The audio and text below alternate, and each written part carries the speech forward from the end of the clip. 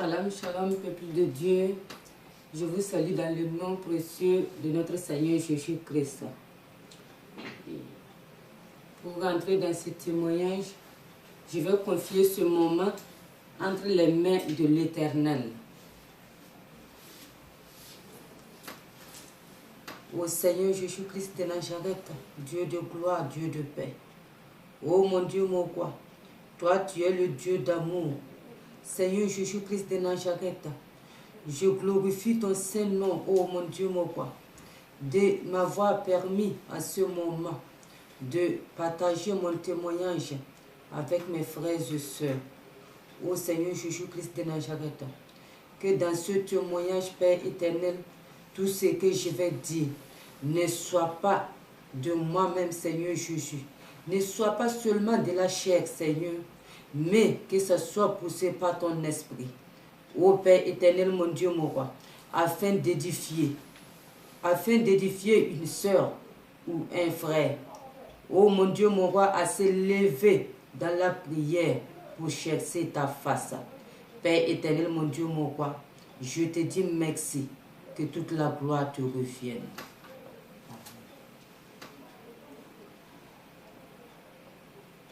Moi, je me nomme Madame Sanwidi Nekafando Adèle à l'état civil. Dieu m'a fait la grâce de me donner un nouveau nom par le baptême, que j'ai reçu hier. Mon nouveau nom est Deboga. Donc désormais, mon nom c'est Jésus Deboga. Amen, amen. Maintenant, pour rentrer dans mon témoignage, je vais dire que je suis né d'une famille catholique. D'une famille catholique parce que je viens du Burkina Faso. Je viens du Burkina Faso, plus précisément à Boulsa. Je suis de Boulsa, natif de Boulsa, mais je réside à Kaya. Et par ce témoignage, je vais édifier un frère ou une sœur. Dans ma famille, j'ai vécu, j'allais dire, une enfance un peu difficile. Parce que nous sommes animistes catholiques, si je peux le dire ainsi. Parce que nous, on est nés, trouvé que nos parents étaient catholiques.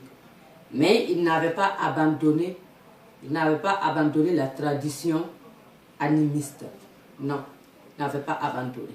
Et jusqu'à présent, ils sont dans le catholicisme, mais ils pratiquent toujours l'animisme. C'est-à-dire,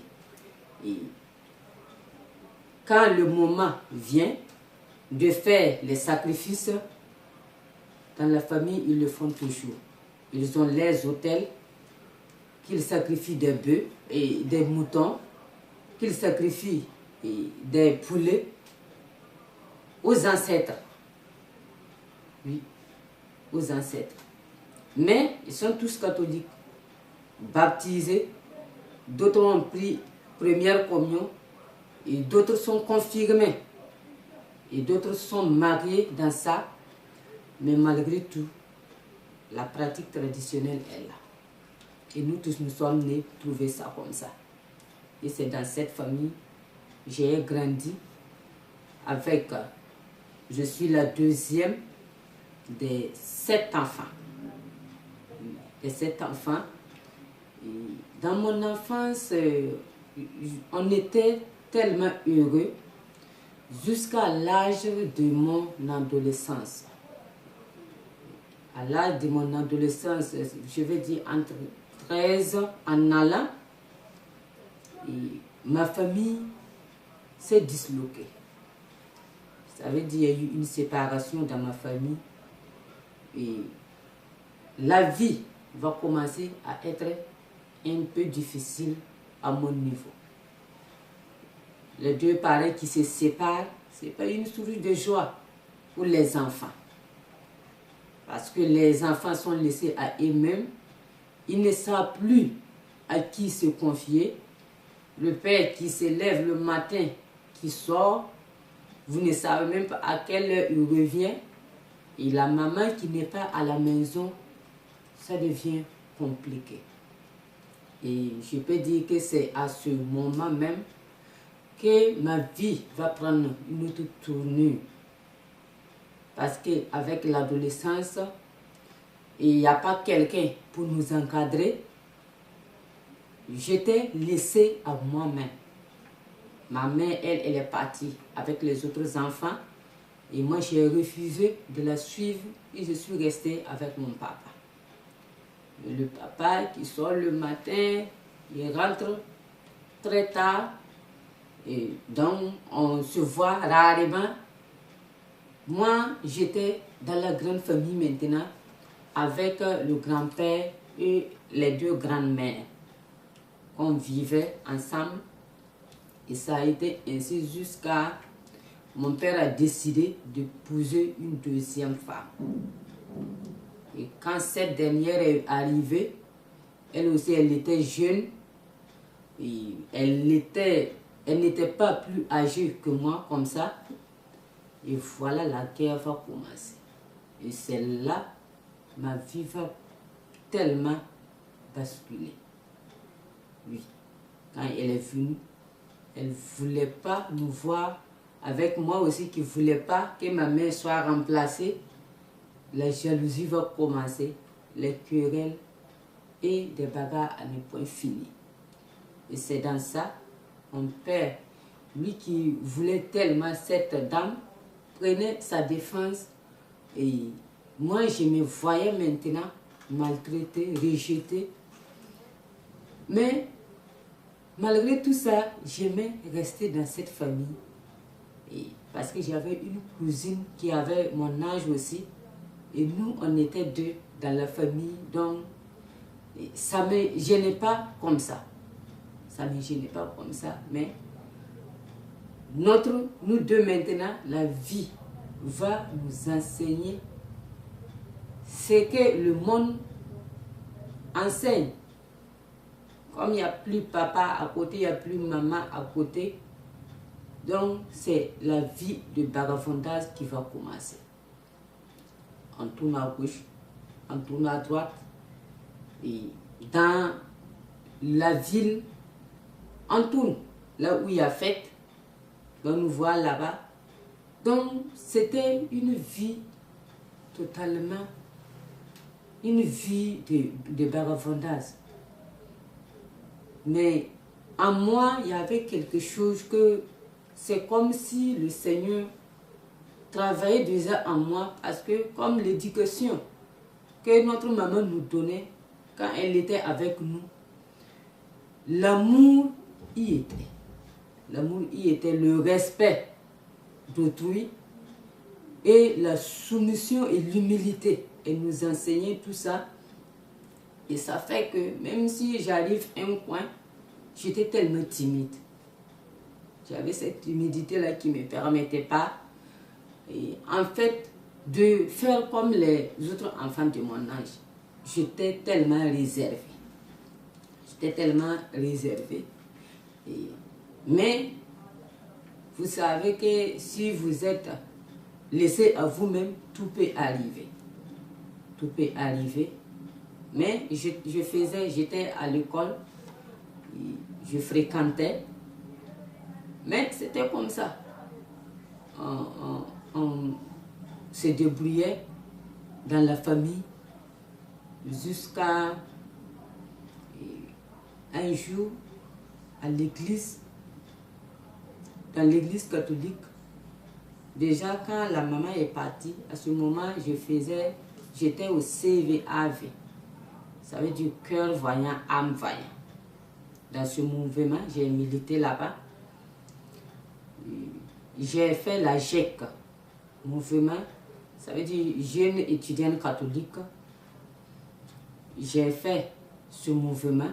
J'ai fait le ZIAC à son temps, mouvement des jeunes catholiques aussi. Et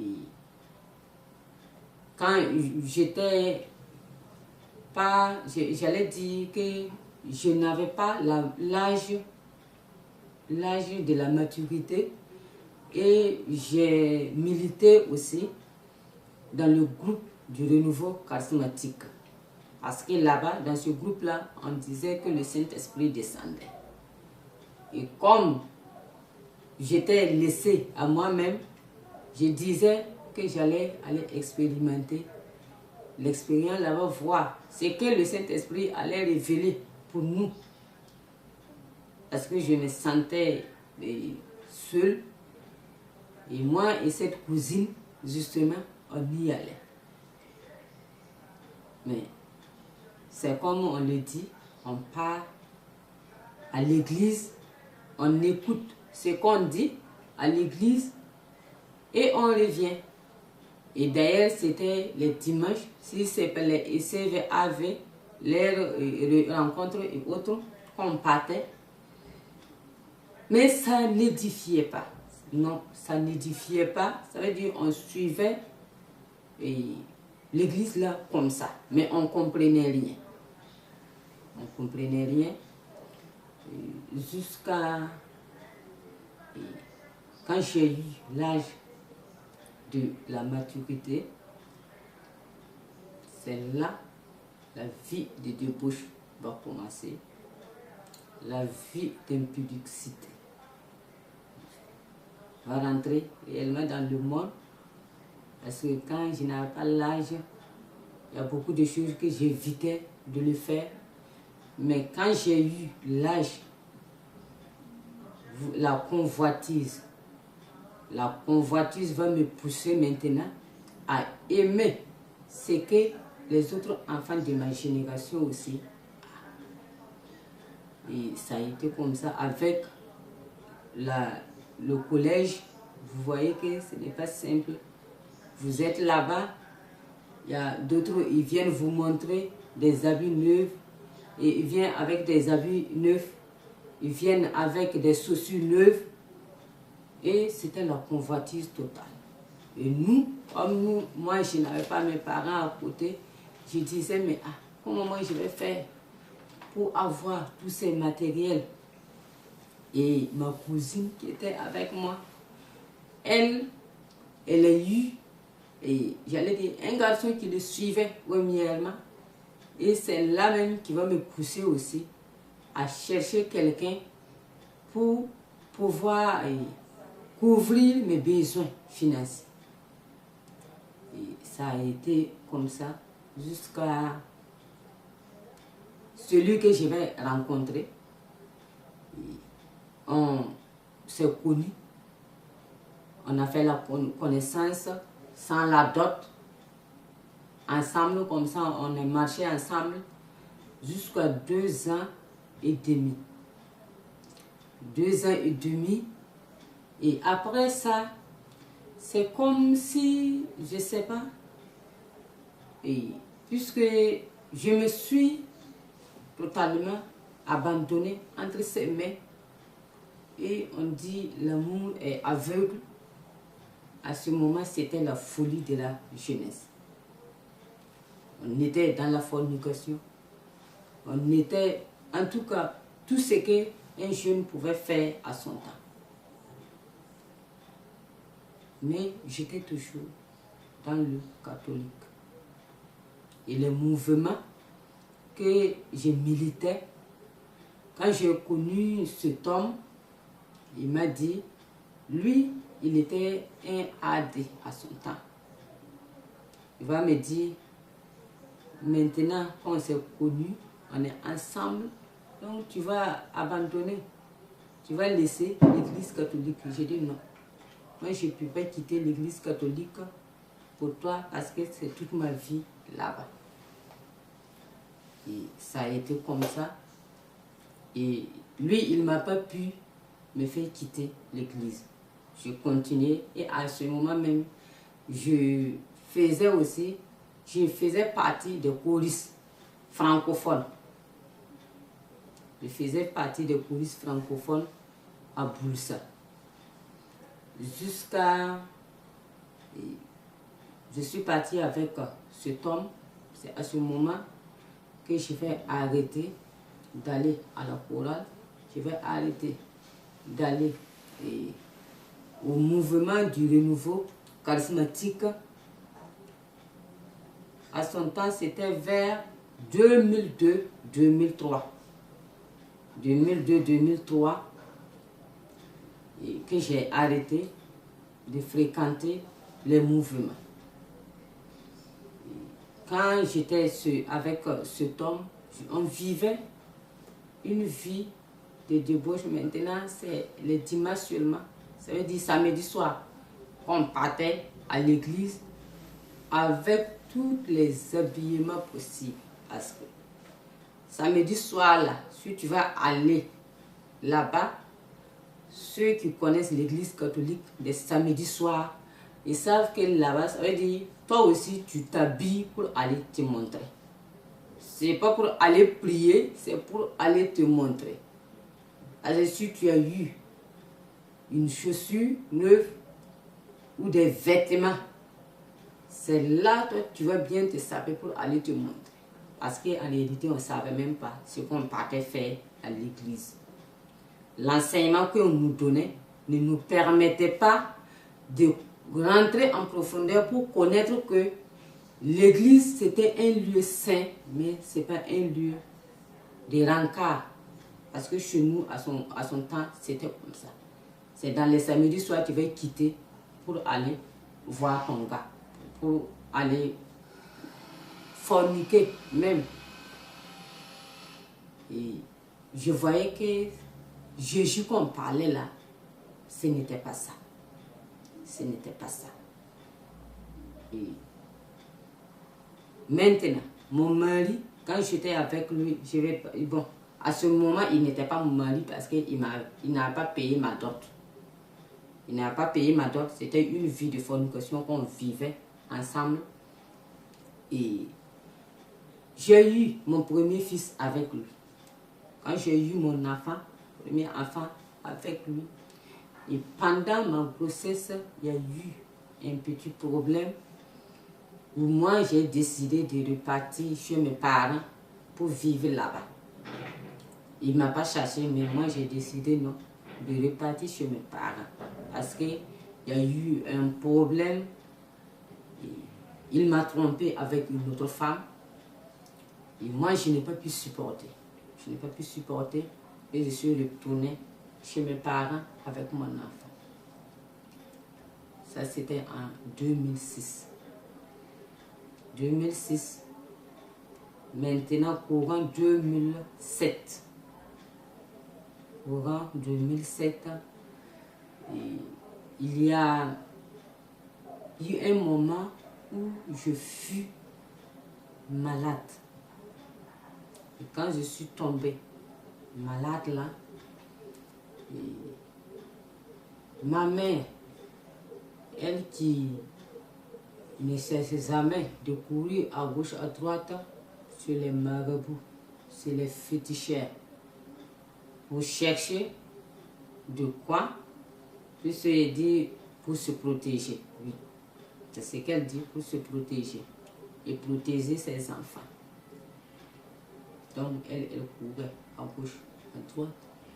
Et lors de ma maladie, je souffrais de la fièvre typhoïde.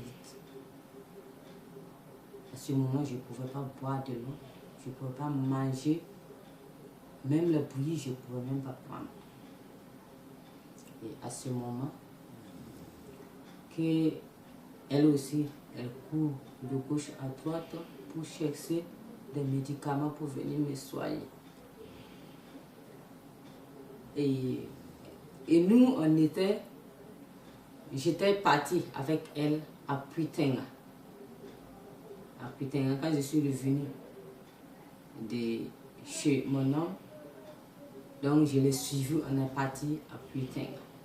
Et de Puitenga, il y a un homme là-bas qui avait eu un don, c'est un catéchiste Jérémie, qui avait eu un don et priait pour les gens là-bas. Et quand il priait pour les gens, moi qui étais malade, et je voyais que tous les médicaments qu'on prenait pour ma maladie, ça ne diminuait pas, ça ne faisait que augmenter. Et j'étais totalement alitée. C'est là que je vais demander à ma petite soeur si elle peut m'amener sur le catéchisme là, il va prier pour moi. Et justement, ma petite soeur va m'amener sur le catéchisme. Et quand ils ont commencé les louanges et autres, justement, moi, ma seule préoccupation, c'est de demander à Jésus de me guérir. Parce que je savais que Jésus guérissait. Et je disais, Jésus, guéris-moi. Jésus, guéris-moi. Jésus, guéris-moi. Et à la fin de la prière, j'ai vu que j'ai pu me lever. J'ai vu que je pouvais même marcher. Et j'ai dit gloire à Dieu. Et je remerciais le Seigneur et je partais. Je rentrais chez moi. Et la soeur qui était venue me déposer, elle va me croiser. Et quand elle m'a croisée, elle était stupéfaite parce que quelqu'un que tu es venu déposer, elle ne pouvait même pas se lever. Ça veut dire s'asseoir même, elle ne pouvait pas. Tu crois cette personne-là et elle tient même le goyave et elle mangeait. Quelqu'un qui ne pouvait même pas boire l'eau. Et elle m'a dit, grande soeur, tu es totalement guérie. J'ai dit oui, Jésus m'a guéri. Et nous sommes rentrés à la maison.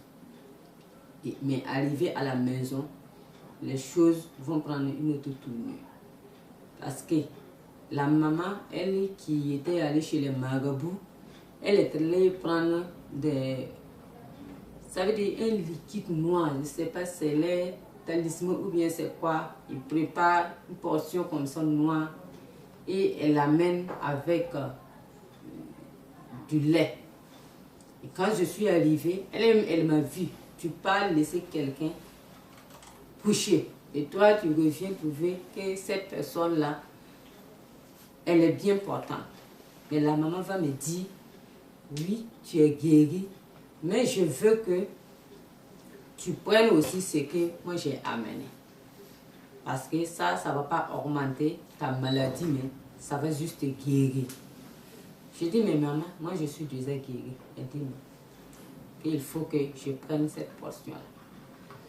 Quand j'ai pris la potion, une fois que j'ai bu, ma maladie est revenue automatiquement. Et je suis tombée. Quand je suis tombée, elle-même, elle a eu peur. Et ma situation était devenue tellement pire qu'avant. Et elle a eu peur et dit, ça c'est quoi ça? Qu'est-ce que j'ai fait? Et comme nous, on était à Puitenga, il fallait maintenant qu'elle m'amène à Boussa. Parce qu'elle avait peur, je vais mourir et on va l'accuser. C'est comme ça, et elle m'a ramené à Boussa. Quand elle m'a ramené au village, arrivé, j'avais mon chapelet à la main, parce que c'est ça que je connaissais, le chapelet de Marie que je tenais. Et je priais avec ça, mais je récitais le Notre Père plus. Je récitais le Notre Père plus. Et quand arrivé là-bas, on a appelé le papa, lui aussi qui se lève, court à gauche, à droite, chacun part de son côté, court de son côté pour chercher des médicaments, pour prendre des tisanes et autres pour venir. Quand ils viennent, je dis, je ne prends pas. Je dis, moi, je ne veux pas tout ça. Je ne veux plus. Même si je vais mourir, laissez-moi mourir. Je ne vais plus prendre ce que vous m'amenez. Ça a été comme ça. Et tout ça, j'étais découragée. À cette façon dont la maladie était venue, était là. Chacun attendait mon jour seulement. Mais Dieu n'a pas permis. C'est dans ça que Dieu m'a guéri. Je n'ai rien pris de leurs médicaments, ni et Dieu m'a guéri. Et je me suis relevée. Quand je me suis levée de cette maladie, maintenant, vers 2000, c'est 2007 précisément. C'est début 2007.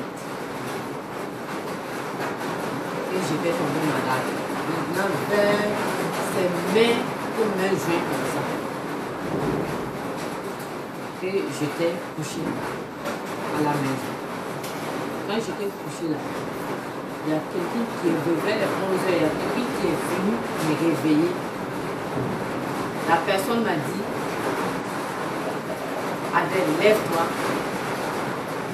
et va voir Madame Victorine, elle va prier pour toi. Une première fois, une deuxième fois, et je l'ai bien compris. Mais la troisième fois, la voix était tellement forte que je me suis réveillée. Et je suis sortie, j'ai demandé à ma mère, mais qui est Madame Victorine? Elle va me dire, ah, c'est Madame Zibema. Madame Zibema Victorine.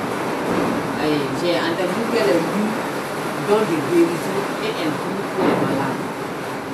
J'ai dit, ah, il y a une voix qui m'a réveillée tout de suite là. D'aller voir cette dame-là, elle va prier. Et je me suis levée, à l'instant même, aller voir Madame Victorine. Quand je suis allée, c'est comme si elle-même, elle m'attendait. Parce que c'était une église catholique de Brissa. J'ai été la voir, je l'ai expliqué. Elle m'a dit d'accord, il n'y a pas de problème. Donc on part au niveau du tabernacle là pour aller faire la prière là. C'est comme ça elle va prier. Ceux qui connaissent ça, Madame Victorine, Madame Zitoyama Victorine, c'est une dame, elle a une voix fine. Mais ce jour-là, quand elle a commencé à prier, j'ai senti, c'est comme la voix qui me parlait, c'était devenu la voix d'un homme. Une voix grave d'un homme qui me parlait. Et la voix me disait, Adèle, il faut pardonner. Il faut pardonner. Il faut pardonner. Tu m'as abandonné. Et je ne comprenais pas. Quand il dit, il faut pardonner, je vais faire beaucoup de choses, mais il faut pardonner. Tu as trop de rancœur en toi. Tu as trop de colère en toi. Il faut pardonner. La voix me disait comme ça. Et la voix me disait, tu m'as abandonné. Tu m'as abandonné. Mais moi, je ne comprenais pas ce que ça voulait dire. Mais la suite là, ça veut dire, c'est que moi j'ai pu retenir, c'est ça. Mais la suite là, je n'ai pas su comment ça a été la suite, puisque je me suis évanouie. Et quand je me suis réveillée, on est sorti de l'église, la dame va me dire, le Seigneur me dit, je te dis de payer la croix, une croix, tu vas tenir cette croix-là. Et là où tu vas aller, la croix va te protéger. J'ai dit d'accord. J'ai payé la croix-là à 750. J'ai aidé le prêtre à bénir la croix. Et je tenais ça, oui. Là où je partais, c'est comme si c'était ça qui était devenu mon Dieu. Parce que là où j'étais, j'avais la croix là avec moi. En fait, je ne portais pas, mais je tenais ça. Mais j'ai remarqué, malgré que j'étais baptisé, communié et confirmé, si je porte une croix, ça ne va même pas faire 2-3 jours, cette croix-là va se perdre. Et je disais, je ne pouvais pas passer tout mon temps à payer des croix chaque fois. Donc, je marchais comme ça. C'est la croix que la dame m'avait dit de payer, c'est ça seulement. Je tenais partout où j'allais. Et ça a été comme ça. Mais, malgré qu'il y a eu cette prière-là, j'ai vu que ma vie n'a pas changé. La vie de débauche, je n'ai pas quitté là-bas. Parce que, mais là où j'ai vu le changement, c'est le rancœur. La colère, j'ai senti que ça, c'est comme si on m'avait arraché même le cœur parce que je ne ressentais plus rien pour ceux que je détestais vraiment. C'est là que j'ai senti que réellement ça va. Et j'ai pu pardonner à ceux-là qui m'avaient offensé. Et dans ce pardon-là, le père de mon enfant va revenir. il va me dire, lui demande pardon. Il veut qu'on reparte sur de nouvelles bases. Mais vous voyez mes frères et sœurs, au lieu à ce moment que je profitais, que lui-même il arrange les choses, je suis reparti comme ça. Sans rien. Il ne m'a pas douté, rien. Et quand je suis reparti là-bas comme ça, c'est là la persécution va commencer. Beaucoup de persécution. Lui-même, il buvait. Il buvait. S'il vient, c'est de palabre en palabre. C'est de palabre en palabre. On n'avait même pas du tout la paix. On n'avait pas du tout la paix. Mais Dieu, il n'abandonne pas totalement ses enfants. Malgré que j'étais dans une situation irrégulière, parce qu'il n'avait pas régularisé rien. Les souffrances, les tortures et autres, je vivais ça comme ça jusqu'à il a décidé de me porter. J'ai dit maintenant, peut-être que c'est parce qu'avant, je n'étais pas douté qu'il y avait tellement ce problème. On a fait la porte. Maintenant, la persécution continue jusqu'au mariage. J'ai dit non, c'est parce que je n'étais pas mariée que c'est comme ça. Parce qu'à l'église catholique, et ils ne reconnaissent pas la dot comme mariage. C'est si vous passez à l'église qu'on reconnaît que vous vous êtes marié. Et ça a été comme ça, on s'est suivi jusqu'à j'ai eu mon deuxième enfant. J'ai eu mon deuxième enfant. La persécution n'est pas, ne s'arrête pas. Au contraire, ça augmente. Et j'ai dit non, comme maintenant je me suis mariée, puisque avant, comme je n'étais pas mariée là, vous savez, l'église catholique là, et les mouvements là, vous êtes là-bas comme ça, mais ça veut dire, vous suivez comme ça, on ne peut pas vous responsabiliser, rien, parce que vous, on vous regarde comme, en fait, des pécheurs, en quelque sorte. Si tu n'es pas marié là-bas, on te met de côté. Ça veut dire vous suivez, mais vous n'êtes pas pareil comme les autres. Il faut te marier pour qu'on sache que tu es une vraie chrétienne. Donc, quand je n'étais pas mariée, on partait à l'église, c'est aller écouter l'évangile. Tu sors là, l'évangile là même ne va même pas. Je suis même allé à la maison. Parce qu'à peine écouter là, tout même va rester même dans l'église là, avant que tu le quittes. À cause de quoi? La jalousie, la convoitise. Tu es à l'église, tu vois une soeur qui rentre avec ses habillements pas possibles. Tu vas le convoiter. Et là même, toute ta prière là même est gâtée là. Parce que tu ne vas même plus écouter ce que le prêtre dit. Rien, rien, rien, rien. Et c'était une vie tellement... C'est comme si tu pars à l'église, mais en réalité, ce n'était pas... On ne partait pas à l'église. C'est comme une réunion seulement qu'on partait faire. Et quand je me suis mariée, j'ai dit, moi aussi, c'est ça on dit le mariage avec l'orgueil. Une fois que tu te maries, l'orgueil, à cause des bas que tu as eu là, c'est ça maintenant qui devient, ça veut dire c'est comme un trophée que tu as gagné. Là où tu passes, tu veux qu'on remarque que tu t'es marié. Et après le mariage, j'ai dit maintenant, oh, moi aussi, je peux bien servir l'Éternel. Je vais chercher Jésus. Parce qu'avant, quand on n'était pas marié là, comme à l'église, on ne pouvait pas, on n'était pas intégré comme ça. Ça fait que c'est sur les réseaux sociaux et autres, toi aussi, tu te connectes et tu regardes les hommes de Dieu qui prêchent, les hommes de Dieu qui écoutent les évangiles un peu partout. Parce qu'il y avait un manque en moi que je sentais ça dans l'église catholique. Ce manque-là, c'était quoi? J'ai remarqué que les évangiles qu'ils lisaient, quand on lit l'évangile, on ne donne pas les versets.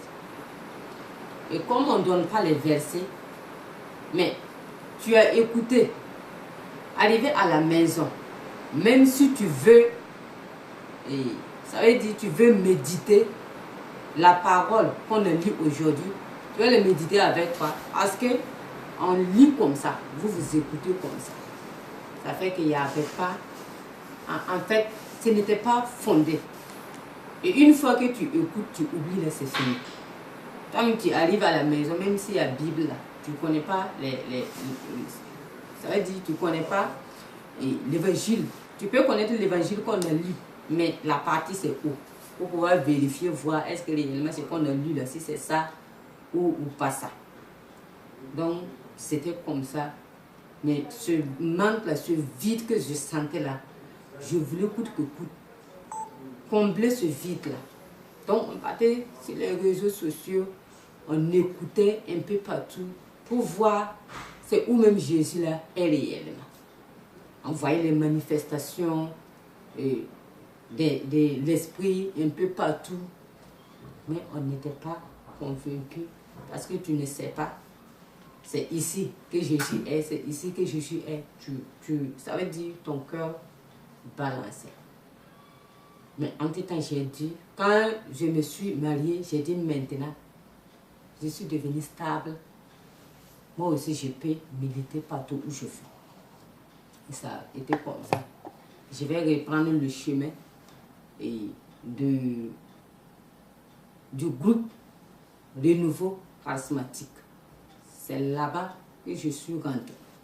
Parce que là-bas, je partais un peu, même quand je n'étais pas mariée, je partais un peu, mais ça veut dire je ne pouvais pas m'intégrer parce que comme il y avait affaire des mariages qui étaient là, tu suivais seulement.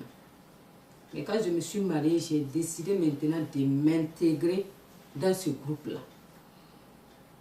Parce que la fierté, je sentais que maintenant, moi aussi, j'étais devenue chrétienne.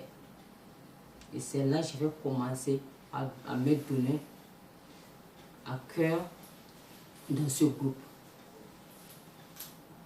Les mercredis, on faisait les louanges.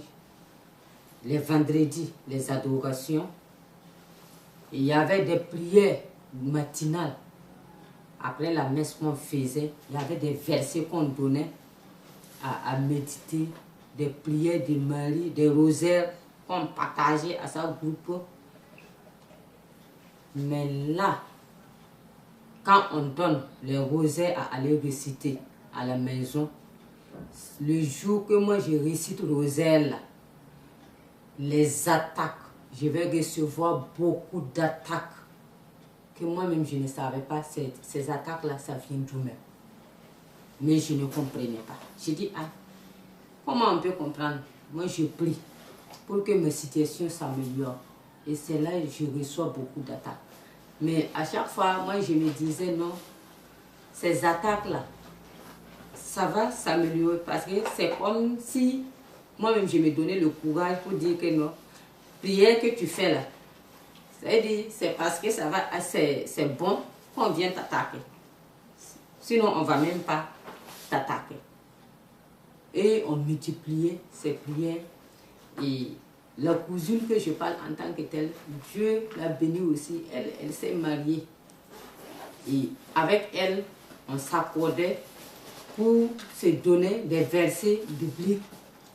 Mais il y a Marie qui défait les nœuds. Marie qui défait les nœuds, ça aussi, c'est Jean Rosaire. Ils ont des petites Bibles, ça veut dire des livrets, oui, pour ça. C'est pour ces gens de prière. On payait ça. On s'accordait avec elle, on priait. Mais, entre temps, moi, j'ai dit à la soeur, à chaque fois qu'on prie, moi, je reçois beaucoup d'attaques. Et elle aussi, elle me disait qu'à son niveau aussi, c'est pareil. Qu'à son niveau aussi, c'est pareil. Je dis, ah, on ne prie pas. On prie. pour que notre situation s'améliore. Et maintenant, on prie, c'est là même qu'on se retrouve attaqué. Et dans ma famille, je voyais que non, non, non. En deux temps, la persécution même qui avait diminué là, maintenant que je suis mariée là, c'est là même que la persécution a augmenté. Et c'était tellement dur. Et je ne comprenais pas ce qui s'est passé. Et dans ça, 2 jours après mon mariage, je vais faire un songe. Et dans le songe là, je vois ça veut dire 2 ours qui me poursuivaient. Et quand ces ours me poursuivaient, en deux temps, ils se sont transformés en femmes. Et ils me disent, nous sommes venus partir avec ton utérus. J'ai dit non, non, vous ne pouvez pas partir avec mon utérus. Et dans le songe là, on s'est bagarré. Mais ils ont fait comme si c'était la sorcellerie. Ils ont fait des boules de feu comme ça pour enlever mon utérus. Et moi je criais et je demandais, mais ça c'est quoi? Et il me disait, la bague que tu as mis là, c'est pour nous. Cette bague là, la bague que tu as mis au doigt avec l'orgueil, tu montres un peu partout là. C'est à cause de ça. On va partir avec ton utérus. Tu allais accoucher un garçon, mais tu ne vas pas le coucher. Et ça a été comme ça. Quand je me suis réveillée, j'ai vu que la même douleur que j'avais dans le songe, la même douleur était là. J'ai expliqué à mon mari. Mais lui, comme il n'a pas eu une vie de prière, il s'en foutait, ça ne lui disait rien même. Mais moi, je savais que c'était un problème parce que je voyais que réellement, ça n'allait pas. Et après ça, je tombais beaucoup malade. Chaque fois, je suis à l'hôpital. Chaque fois, mon mari, il faut acheter tel produit. Il faut acheter tel produit. Il faut acheter tel produit. Malgré que je travaillais, j'ai dit, samedi, dimanche, si j'ai un peu de temps, j'ai dit maintenant moi aussi je vais me reposer là. En même temps, vendredi soir que je descends, c'est en même temps maladie. Et les 2 jours là, je vais passer dans la maladie. Je ne comprenais rien. Je disais à mon mari, et lui-même il se moquait de moi. Il disait, chaque fois c'est vous, vous priez, et c'est chaque fois c'est vous, vous avez des problèmes. Mais moi je savais que le Seigneur avait prévu quelque chose pour moi, puisque j'avais l'espoir que ce Jésus-là, j'allais le trouver. Mais comment? Je ne connaissais, c'est la solution, je cherchais. Et avec mon mari, je lui disais, on a parlé sur les réseaux sociaux pour voir les hommes de Dieu qui prêchent la vérité. On va écouter là-bas aussi qu'on parle. Puisque chez nous, on ne nous donne pas de versets. Alors que nous, on avait une Bible. Chez nous, on n'avait pas, comme à l'église, on ne donne pas les versets bibliques. Toi-même, tu prends la Bible, tu ouvres comme ça, tu vas lire, tu lis mais tu ne comprends pas. Tu lis mais tu ne comprends pas. Et c'était comme ça. On va tomber sur plusieurs pasteurs qui prêchent au service aussi. On rentre dans le YouTube, on regarde les pasteurs qui prêchent. Et au niveau des catholiques, il y a un monsieur, un réveil même, en Côte d'Ivoire ici, on les appelle adoration matinale. Voilà, adoration matinale, qu'on suivait avec l'abbé Bikaba. On suivait pas tellement, en tout cas pas mal d'hommes de Dieu pour écouter, voir c'est où même Jésus est. Et ça a été comme ça jusqu'à je vais tomber malade. Et quand je suis tombée malade, en 2021, courant mois de septembre, alors qu'en 2021, pour un mois d'août, il y a eu une retraite spirituelle des catholiques que moi-même j'ai participé. Parce que je me disais que non, comme on court à gauche, à droite là, il faut repartir faire une retraite spirituelle pour pouvoir savoir ce que Dieu veut de toi. Et pour pouvoir harmoniser ma vie de prière. C'est pour ça que j'ai été dans cette retraite spirituelle. Mais quand je suis rentrée à la retraite d'une semaine, les enseignements que j'ai reçus là-bas et tout ce qu'on a appris, beaucoup de choses m'ont ouvert les yeux.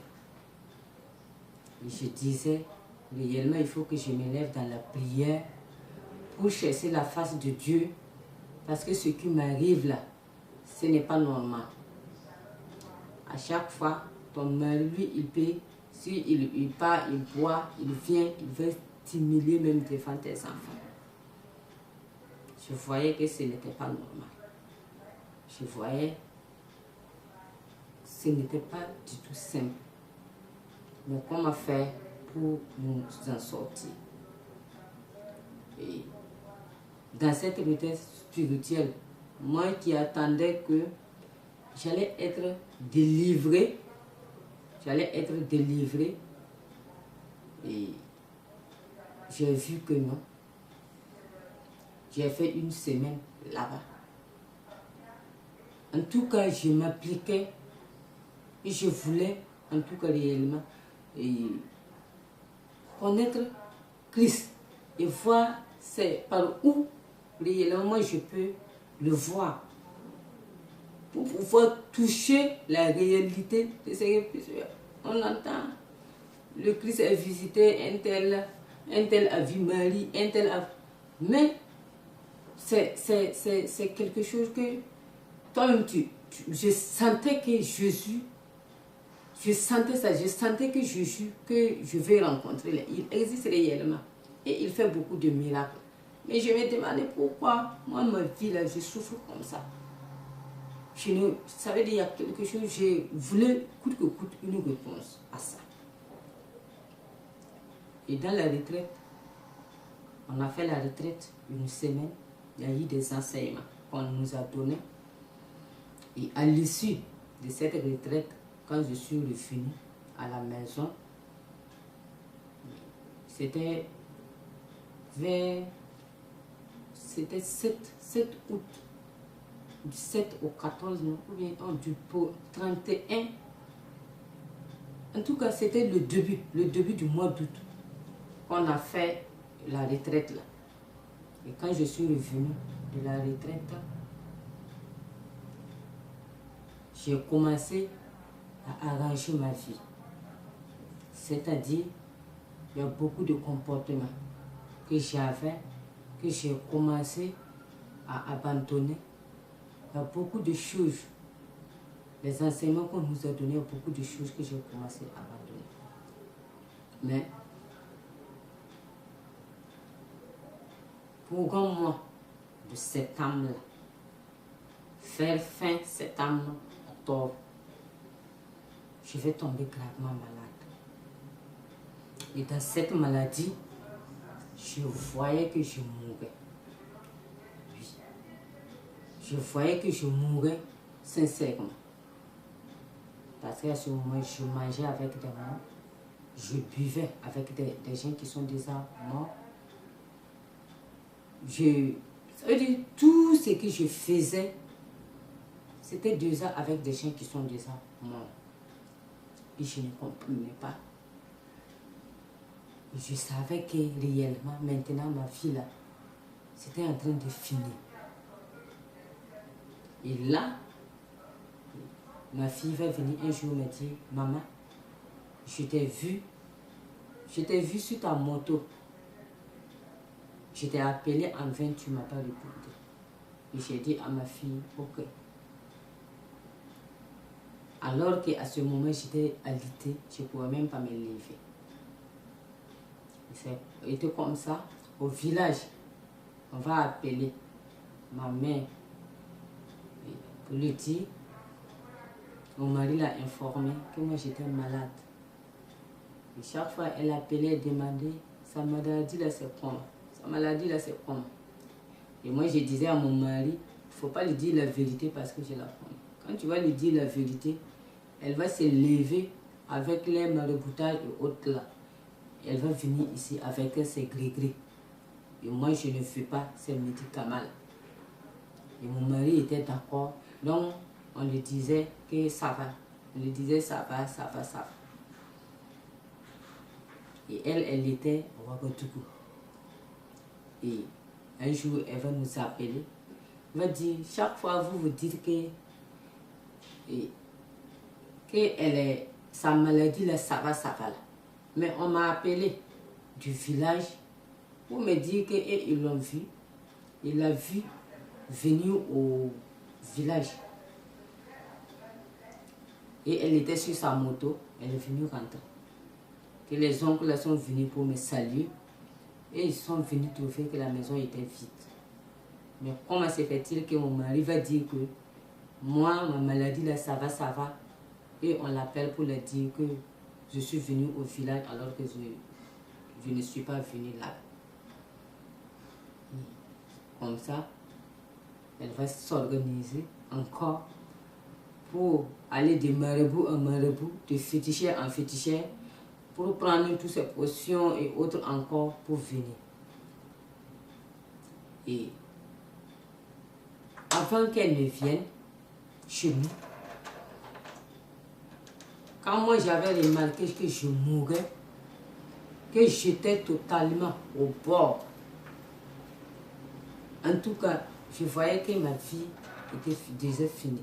C'est là que je vais crier au Seigneur. J'ai commencé sincèrement à crier, à demander au Seigneur de m'aider, que si il me donne une seconde chance, je vais le servir en esprit et en vérité. La prière m'est venue comme ça. La prière là m'est venue comme ça. Je disais seulement, Seigneur, si tu me donnes une seconde chance, je vais t'adorer en esprit et en vérité. Et je ne sais pas. Dieu a entendu ma prière. Et c'est à l'issue de cette prière-là, réellement, que je vais voir que ma santé a commencé à s'améliorer. Ma santé a commencé à s'améliorer. Et je retrouvais un peu la santé. Et la maman est venue encore. Elle est venue trouver que j'étais totalement guérie. Oui, totalement guérie encore. Et elle est venue avec tous ses malices. Elle est venue voir mon mari. Et mon mari qui n'était pas d'accord avec ça, elle savait que si elle m'informait, moi aussi, je n'allais pas accepter parce que j'avais déjà vu une première fois comment ça m'a coûté. Et une deuxième fois, elle est venue. Et quand elle est venue encore, elle va me dire, puisque c'était vers 22 h comme ça, je suis rentrée me coucher. Et ils étaient dehors. Regarde, elle était en train de tout préparer, faire ce qu'elle avait à faire. Et après, mon mari va me dire, ta maman t'appelle. J'ai dit, ah, oui, ta maman t'appelle. Et je suis sortie. Quand je suis sortie, de nouveau encore, la maman va me dire, ma fille, tu vois, comme au village, on dit qu'on t'a vu là. Si toi, tu ne te laves pas avec cette tisane-là, ça veut dire ton esprit ne peut pas lui venir en toi. Il faut que tu te laves avec cette tisane pour que ton âme revienne en toi. Et moi, je l'ai dit non, mais Jésus m'a déjà guéri. J'ai dit depuis que j'ai commencé à prier, j'ai crié sincèrement à Dieu. J'ai dit, s'il me donne une seconde chance, je vais le servir en esprit et en vérité. Ma santé est revenue. Et elle va dire non. C'est qu'elle a amené là. C'est pas médicament comme ça. Que c'est juste pour faire revenir mon âme à moi. que même si je refuse de faire ça, je le désobéissais. Et il est dit dans la parole de Dieu qu'on doit honorer notre père et notre mère. Que je n'avais pas le droit de la désobéir. Et quand elle a dit comme ça, elle m'a paralysé. Et j'ai accepté. Elle m'a lavé avec les tisanes là. Et elle m'a donné du bouilli et de la bouillie à boire. Et bien aimé. Le diable est rusé. Quand il m'a donné ça, quand j'ai fini, je suis retournée dans la chambre, en train de me coucher. À peine fermé les yeux, les démons là sont venus à ma garde. Je ne peux même pas les compter. Ils sont venus nombreux me dire, voilà, nous on savait que tu allais tomber dans notre piège. On savait que tu allais tomber dans notre piège. Maintenant, on a le droit de prendre ta vie. Et moi, j'ai eu tellement peur. Surtout, j'ai commencé à crier la nuit là. J'ai crié. J'ai crié à Dieu. J'ai crié au Seigneur. Et toute la nuit, je n'ai plus fermé l'œil parce que j'avais peur que les démons que j'ai vus là, ils viennent prendre ma vie. Et le lendemain, très tôt le matin, je me suis rendue à l'église catholique pour aller crier à Dieu encore. Je suis allée, j'ai fait la prière matinale, la messe est finie et on est allé devant le crucifix prier là-bas. C'était un jour de vendredi. Et dans la soirée, il y avait chez nous là, la confession.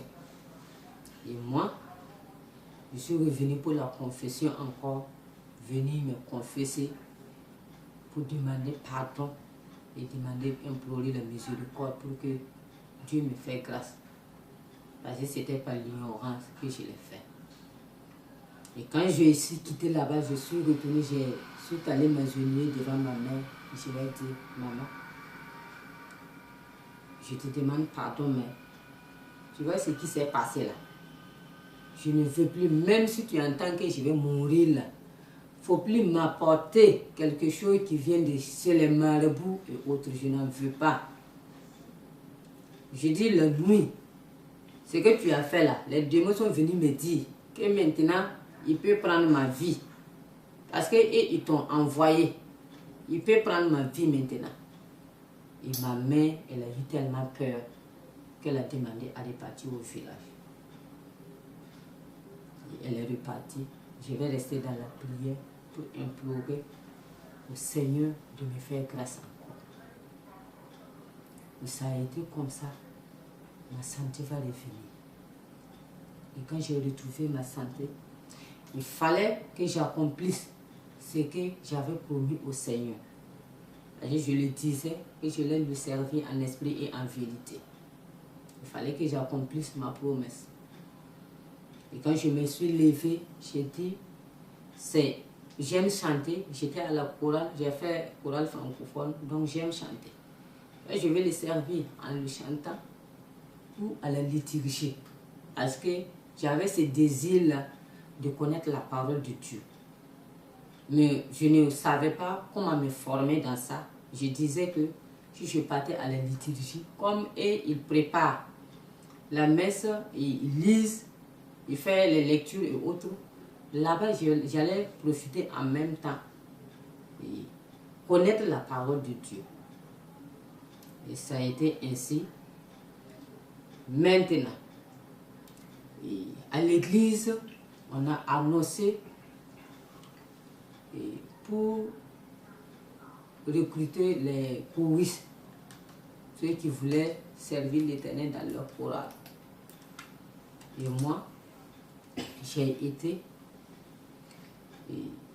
je voulais, en tout cas, c'est la chorale qui était, premièrement, en tout cas, que je voulais servir l'Éternel. Mais quand ils ont annoncé la rencontre, C'était un dimanche à 9 h que la rencontre devait se tenir. Mais j'ai vu que le jour de la rencontre, je me prépare pour la rencontre et j'appelle mon mari pour lui dire que je pars pour la rencontre.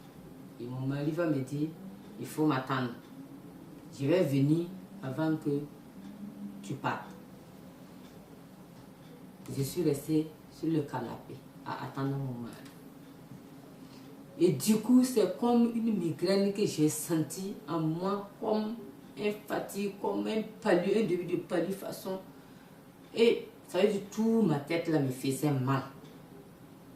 J'ai pris paracétamol et je me suis couchée en attendant mon mari. Mais bien aimé.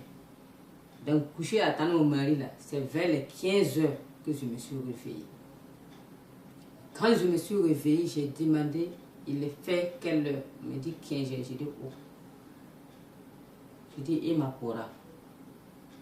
Et tout de suite, j'ai dit donc le Seigneur ne veut pas que je parte là.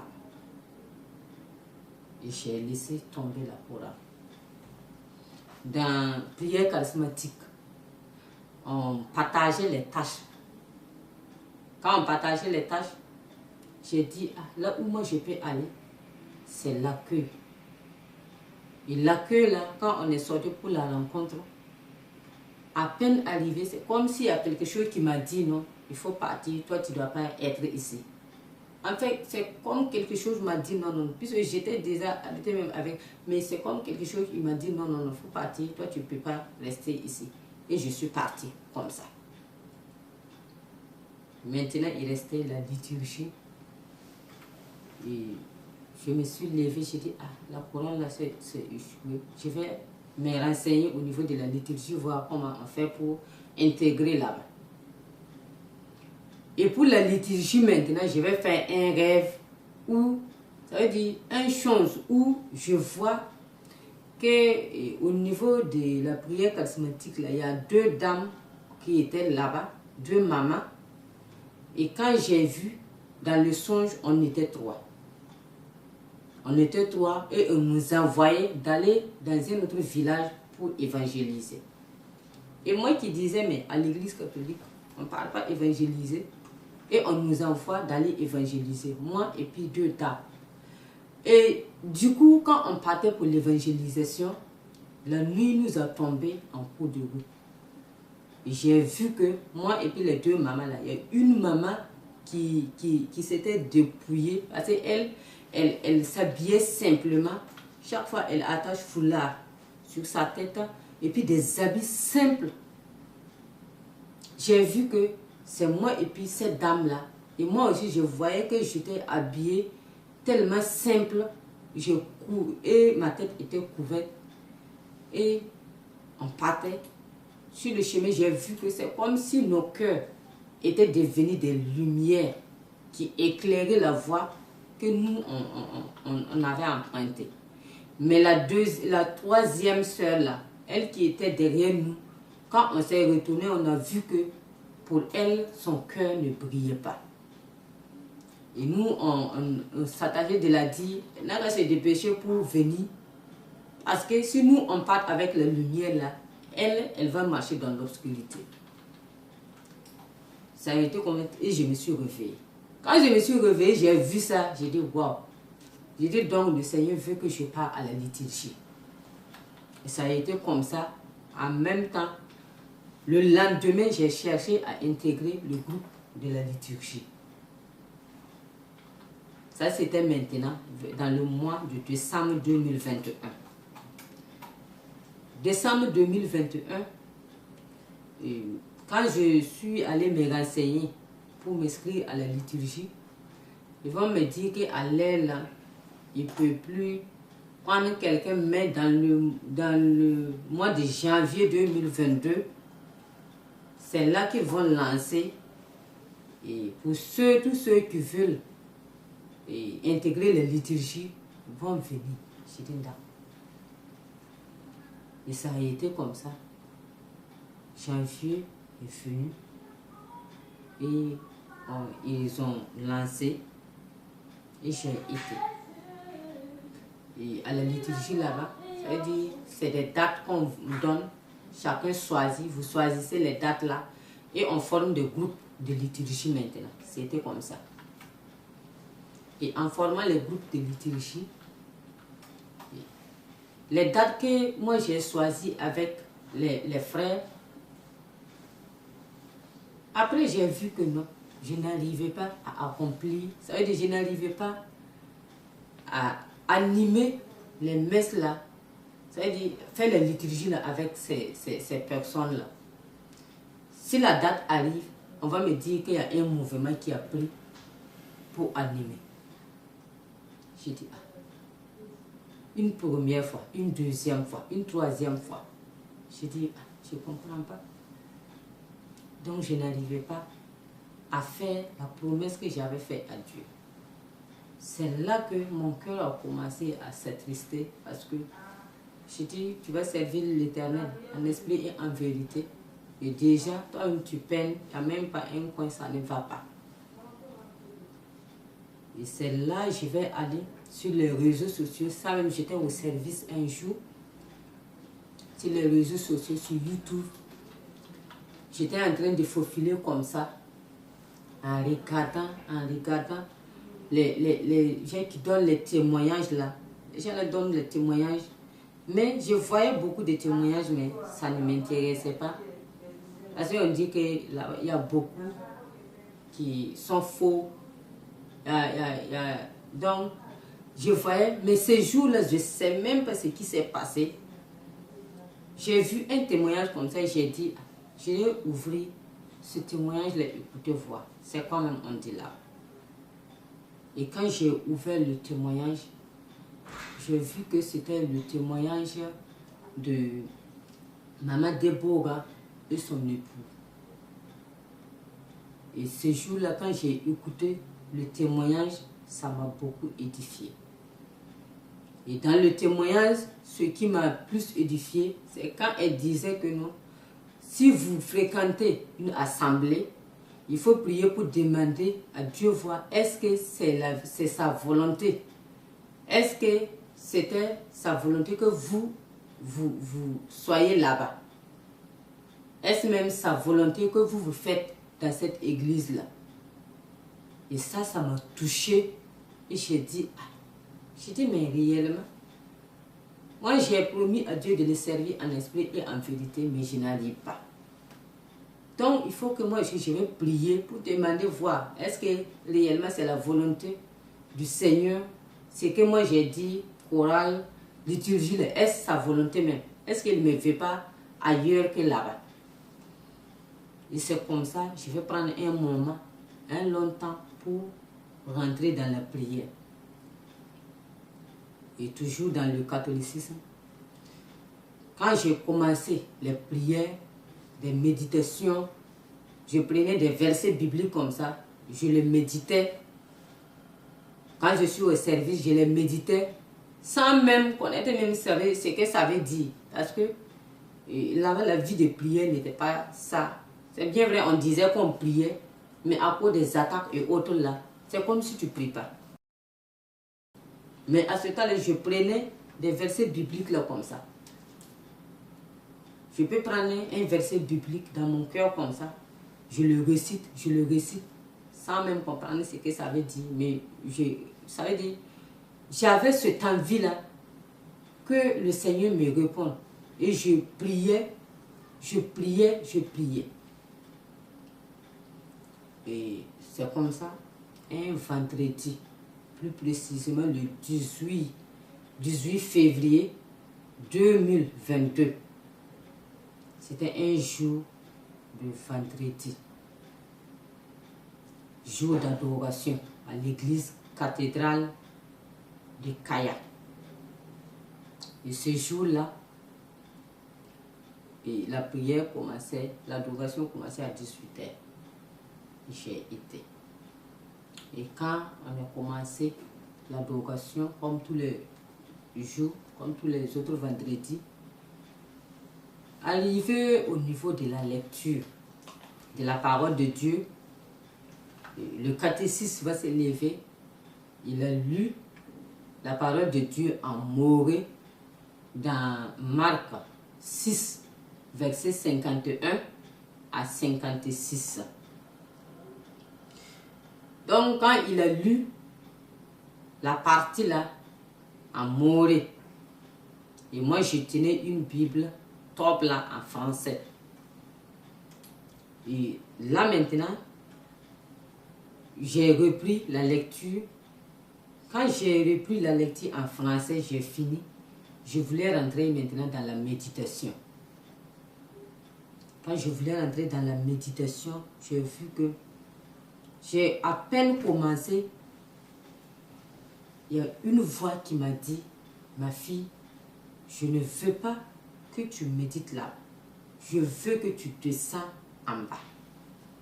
J'ai dit, ah, j'ai dit ça c'est ma pensée, ouais.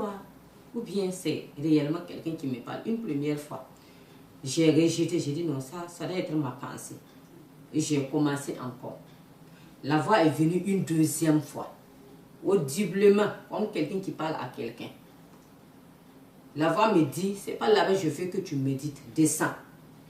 J'ai dit, ah, j'ai dit, ça devient sérieux là. Et j'ai refoulé encore, j'ai dit non. J'ai dit, ça c'est quelle pensée moi j'ai comme ça. Selon moi, c'était moi ma pensée. Et la voix est venue une troisième fois. Et c'est là que j'ai su que non. Ce qui me parlait là, ce n'était pas moi ma pensée, mais réellement c'est quelqu'un qui me parlait. Parce que la façon dont la voix là est venue, ça m'a troublé. Et j'ai dit, ah, donc, et justement, je suis descendue en bas pour voir. Ça dit quoi? Et quand je suis descendue, j'ai vu que c'était dans Marc chapitre 7. Et en haut, c'est écrit les pharisiens et les traditions. Et j'ai dit, waouh. J'ai dit, ça c'est quoi? Et j'ai commencé à lire. Quand j'ai commencé à lire dans Marc 7 là, à partir du verset 6 là, à partir du verset 6 où on dit, Jésus leur répondit, hypocrite, Ésaïe a bien prophétisé sur vous. Ainsi qu'il est écrit, ce peuple m'honore des lèvres, mais leurs cœurs sont éloignés de moi.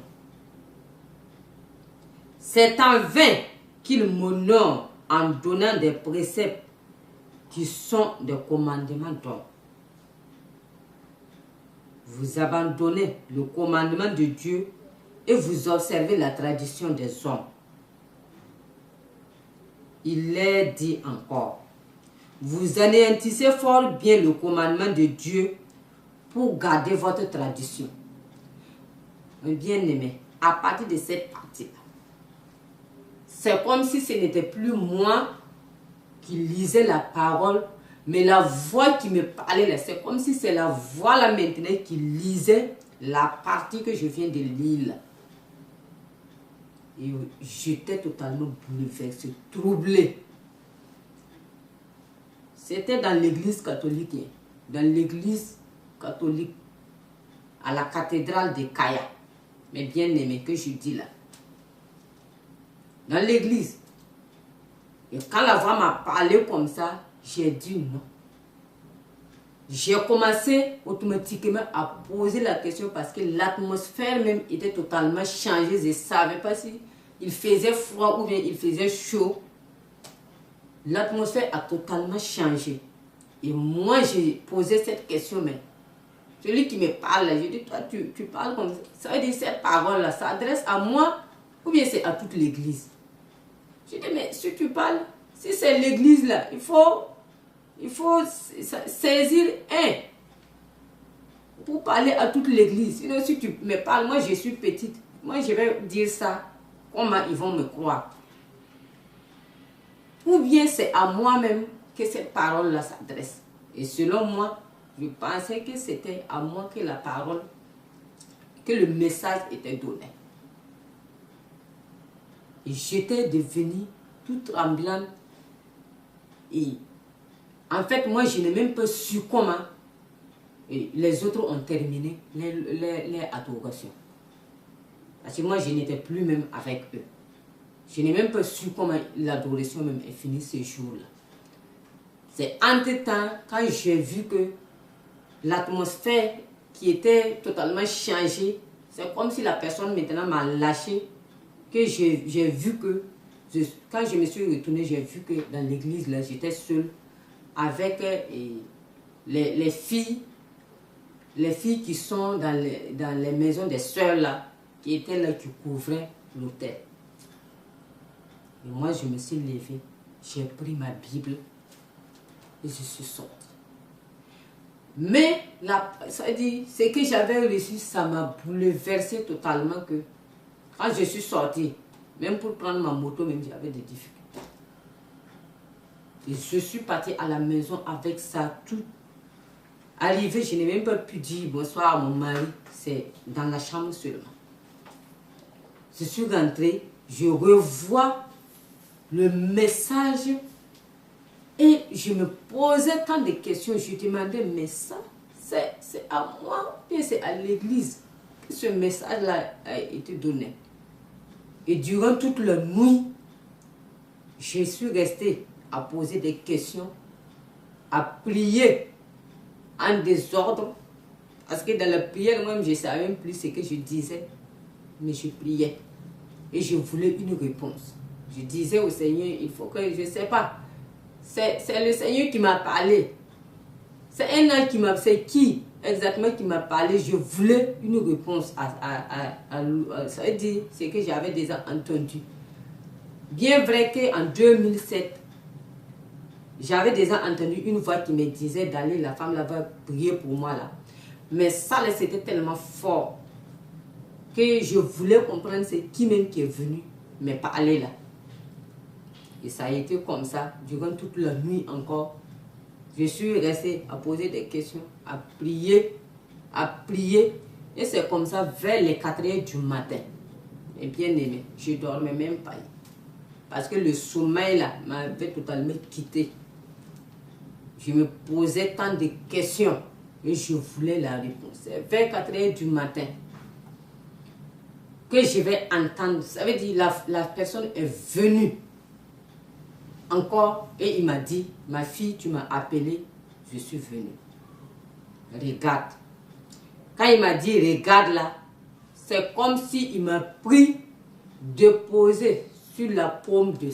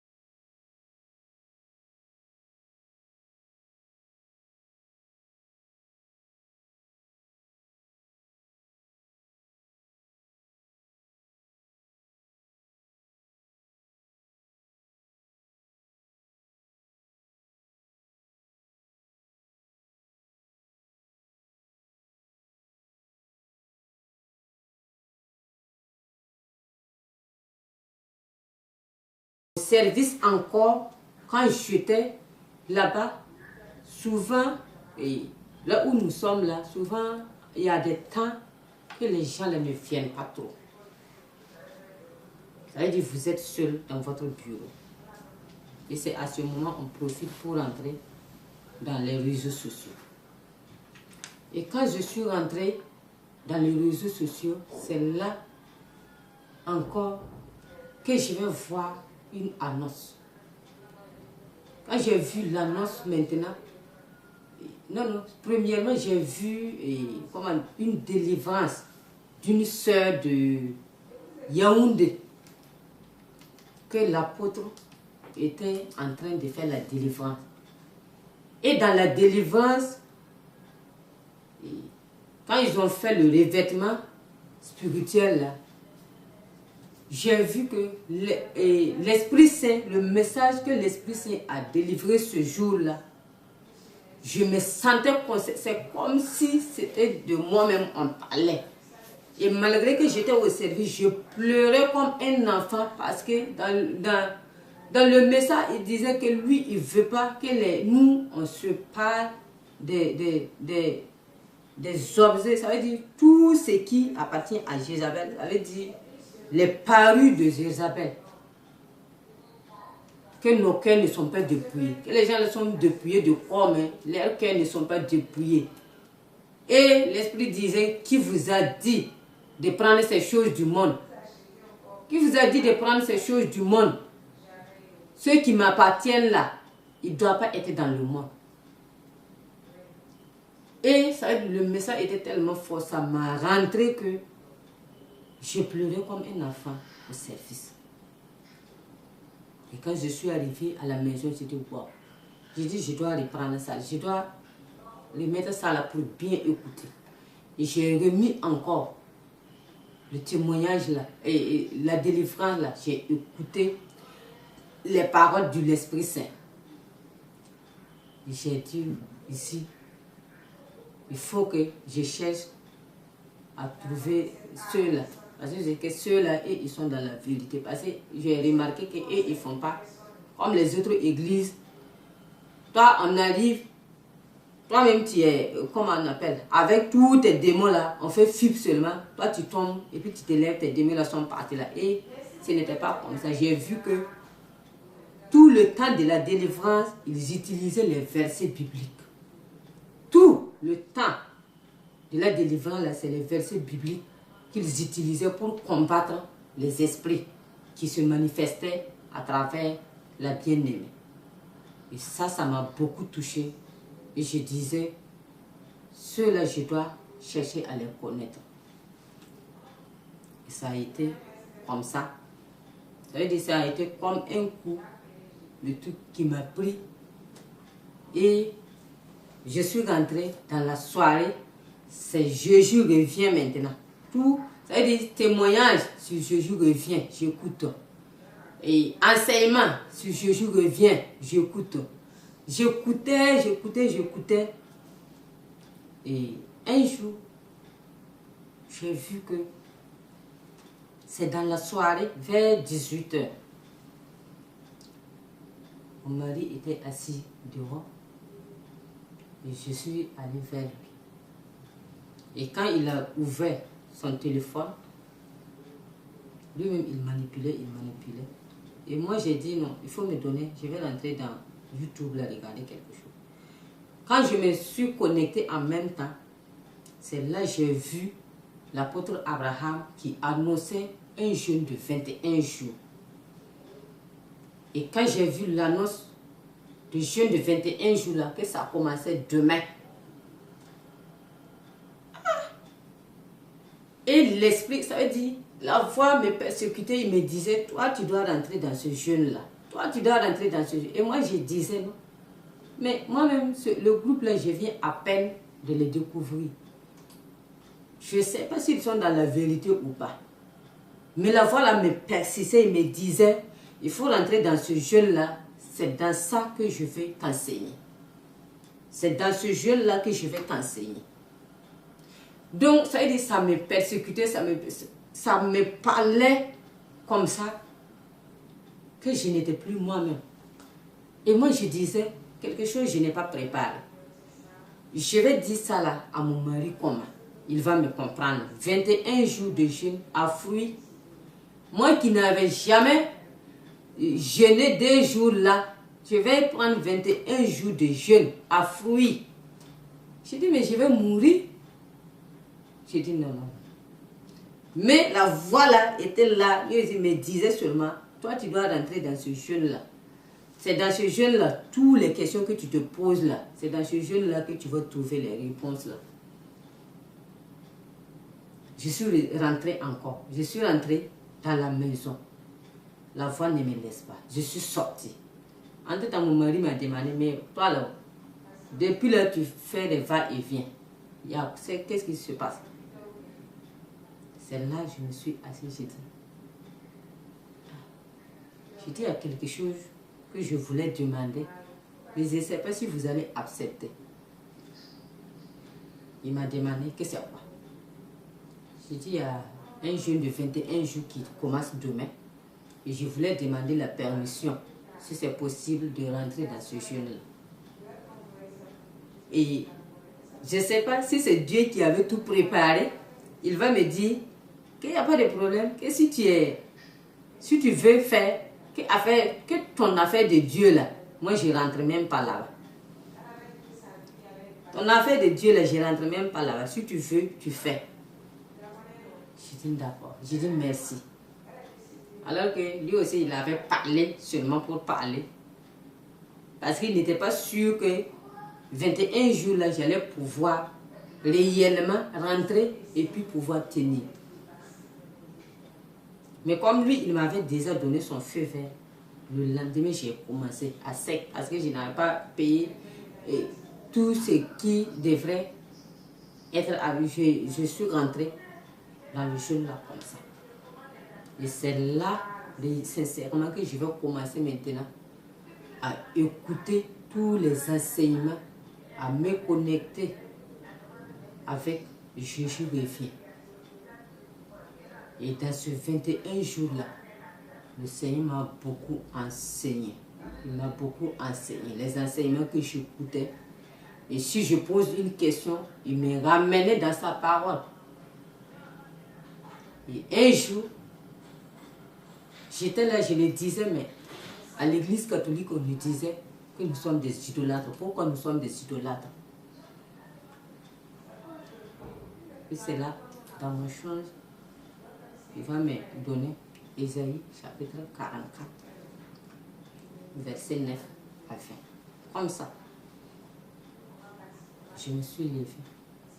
Dans la nuit, j'ai pris la Bible, j'ai commencé à lire.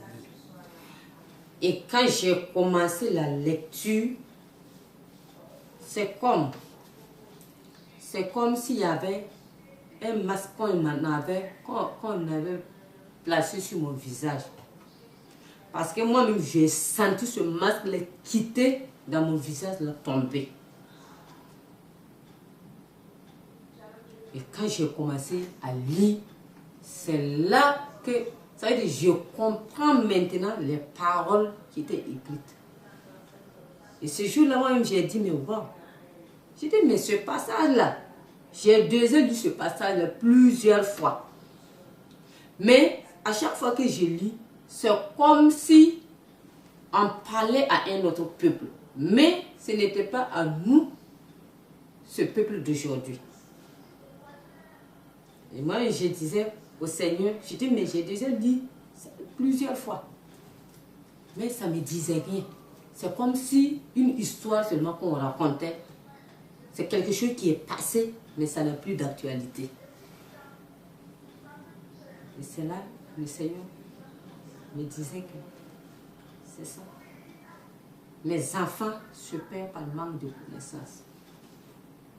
Se perdent par manque de connaissance. Beaucoup de gens étaient dans la même situation que moi. Ils lisent la lecture, ils lisent la Bible, mais ça devient comme une lecture seulement qu'ils lisent. Rien. Rien ne rentre. Tu comprends rien. Alors qu'avant, la Bible, si je la prenais comme ça, je vais lire soit je vais dormir sans terminer ça veut dire le chapitre que j'ai pris, soit c'est quelque chose qui va venir, ça veut dire en tout cas, perturbation va venir, je vais me lever et je vais déposer, c'est fini. Je prenais la Bible, je ne pouvais pas l'étudier comme il s'était fait. Mais depuis que j'ai senti ce masque-là quitter, tomber là, si je lis ma Bible, je le comprends parfaitement. Et avec maintenant beaucoup d'enseignements que je suis vraiment édifié sur beaucoup de choses. Sur la parole de Dieu. Et il continue par sa grâce de nous édifier, continue par sa grâce de nous enseigner encore plus. Alors mes bien-aimés, là où je vais ajouter un peu encore, c'est pendant le mois de mai. Pendant le mois de mai, j'étais au service et on m'a appelé du village. Mon père m'appelle pour me dire, ma fille, les funérailles de votre grand-mère qui vient là, on a dit de cotiser 10 000 pour les funérailles. J'ai dit à mon père, d'accord, il n'y a pas de problème. Quand j'ai dit comme ça à mon père, il n'y a pas de problème, parce que le même jour aussi, il y avait funérailles de mon beau-père qui devrait célébrer ce jour-là. Messe de requiem. Et quand j'ai dit à mon père, il n'y a pas de problème, à peine que j'ai coupé le téléphone de poser, la voix va me dire, toi tu peux plus être dans ces choses-là.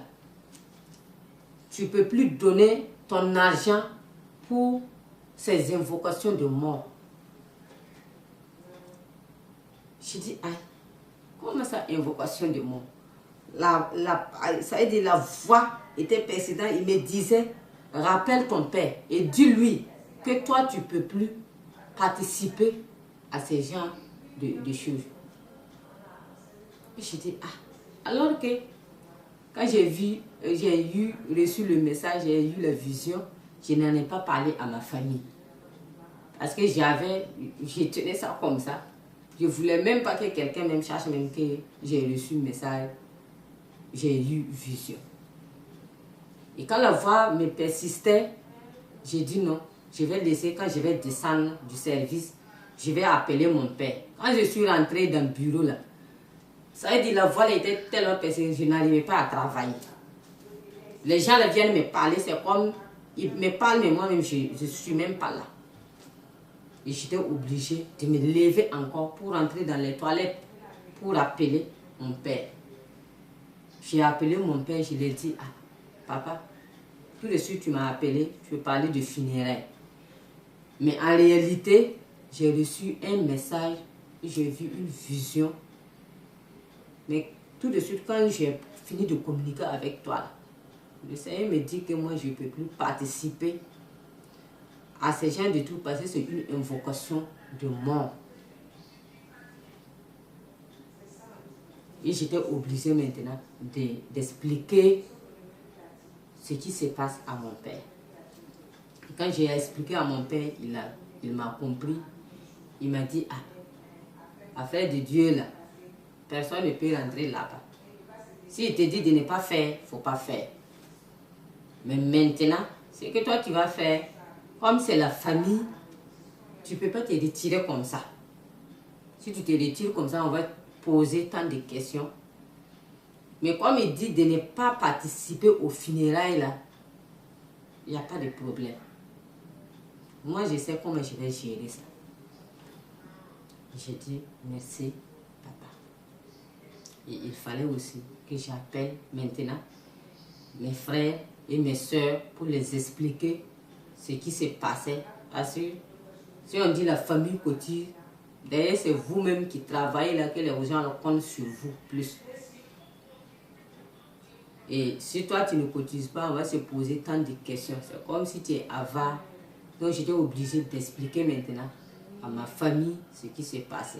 J'ai expliqué à ma mère et elle a dit, ah, toi comme ça là, toi ton affaire est devenue sûre.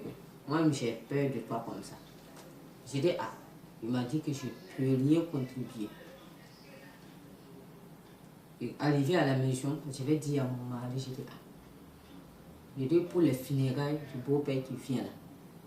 Sincèrement, je t'aime, mais moi je ne peux pas participer ni contribuer pour faire quoi que ce soit. Et lui aussi, il va voir ça en mal. Il va dire non. Moi-même, mon propre père, si toi tu ne me soutiens pas dans ce moment difficile-là, c'est quand est-ce que toi tu vas m'épauler encore. Et j'étais là, c'était tellement choquant et je ne savais pas quoi faire. Mais Dieu a toujours la solution à quelque chose. Quand c'est arrivé, je suis tombée gravement malade. Et je lui ai dit, hey, je dis, tu vois, parce que toi, tu ne cautionnes pas que je reste. Tu vois que le Seigneur a fait de telle sorte que je tombe malade pour que je ne puisse pas aller. Et lui, il va dire, non, non, maladie là, c'est toi-même qui as créé ça pour ne pas aller. Mais si toi, tu ne pars pas, ça veut dire que pour nous, notre relation là, ça va rester là. Parce que mon père ne peut pas mourir. Toi, tu vas dire que le Seigneur t'a parlé, toi, tu ne vas pas aller. Et j'ai dit, mais il va malade. Il dit, non, il n'y a pas de problème. Il est quitté le village, revenu à Kaya, venu me mettre perfusion là. À peine perfusion est finie, il dit, on part. J'ai dit, mais je suis très faible. Comment moi je vais faire pour arriver là? Il dit, non, il faut forcément que je parte au funérailles. Et on a quitté le village. Mais bien aimé, j'ai vomi de Kaya jusqu'à la rentrée de Boulsa. Et arrivé à Boulsa, j'étais devenue comme une légume. Ça veut dire tous ceux qui me voyaient attrapaient leur bouche.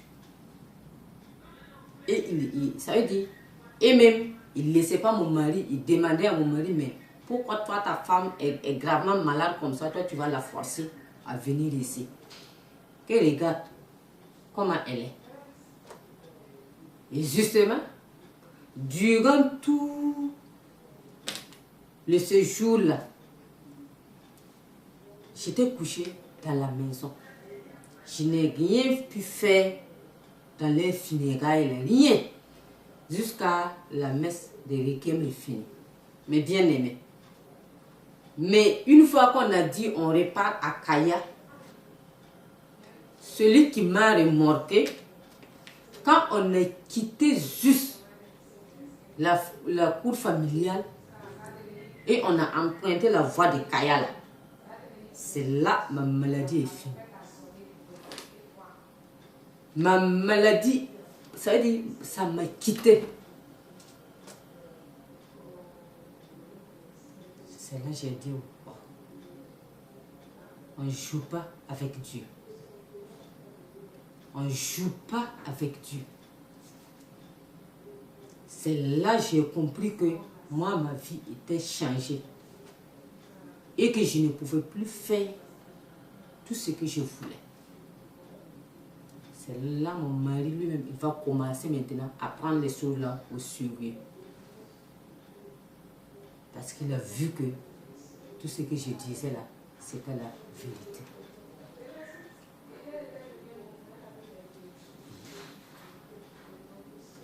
Il n'y a pas de problème. Arrivé à la maison, lui-même il va dire, mais toi ton affaire là, normalement Dieu devrait me révéler aussi pour confirmer ce que toi tu traverses là, pour que moi je puisse te soutenir. Mais si c'est toi seul, tu veux tout, tu parles tout, et moi je n'ai rien, comment moi je vais pouvoir t'épauler? Et moi je disais à Dieu, mon mari là, c'est vous qui va s'occuper de ça. Vous entendez chaque jour, il parle. Qu'est-ce que moi je peux bien dire dans ça? C'est à vous de faire ce travail. Et justement, le Seigneur va faire son travail. Un jour, le Seigneur l'a permis d'aller sur les réseaux sociaux. Il va écouter des témoignages d'un ex-catholique qui montrait comment il détruisait la vie de toutes ces personnes-là. Parce que quand moi j'ai reçu les révélations et autres, et dans ces jeûnes de 21 jours-là, le Seigneur m'a beaucoup enseigné sur beaucoup de choses que j'avais déjà enlevé ma bague de mariage. Et quand j'ai enlevé, mon mari n'acceptait pas que j'enlève ça. C'est comme si je venais de divorcer. Il n'acceptait pas que j'enlève le bague de mariage là. C'est comme si j'avais divorcé avec lui. Mais tout ça, le Seigneur va l'enseigner. Lui-même, il va écouter des témoignages. Et j'ai vu que le lendemain, c'est lui-même, il a enlevé sa bague et puis déposé. Et j'ai dit gloire à Dieu. J'ai dit tout ce que tu commences, tu termines. J'ai rendu grâce à Dieu. Et je continue à prier pour que le Seigneur lui-même l'édifie encore comme il m'a déjà montré tant de choses. Et aujourd'hui, je bénis le nom de l'Éternel, même s'il n'est pas encore converti. Et je peux dire qu'avec le temps, le Seigneur fera son œuvre. Parce qu'il y a beaucoup de choses que j'ai vues, beaucoup de changements qui ont lieu en lui.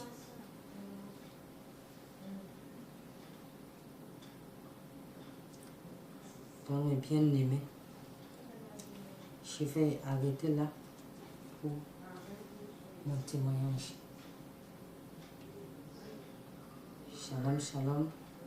Je bénis le nom de l'Éternel pour ce moment.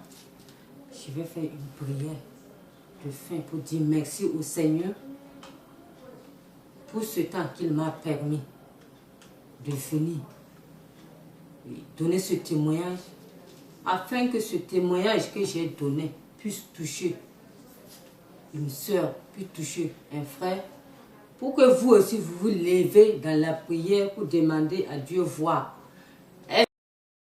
Dans l'église où je parle, est-ce la volonté de Dieu? Est-ce que Dieu est là-bas? Parce que moi, si je n'avais pas prié, si je n'avais pas demandé, je n'allais pas avoir toutes ces révélations. C'est parce que je voulais réellement connaître Dieu. C'est parce que je voulais l'expérimenter. Et dans la prière, il te répond toujours. Il te répond toujours. Si toi aussi tu te lèves dans la prière, Dieu va se révéler à toi. Parce qu'il a dit dans sa parole que lui, il se laisse trouver pour ceux qui se lèvent dans la prière pour le connaître.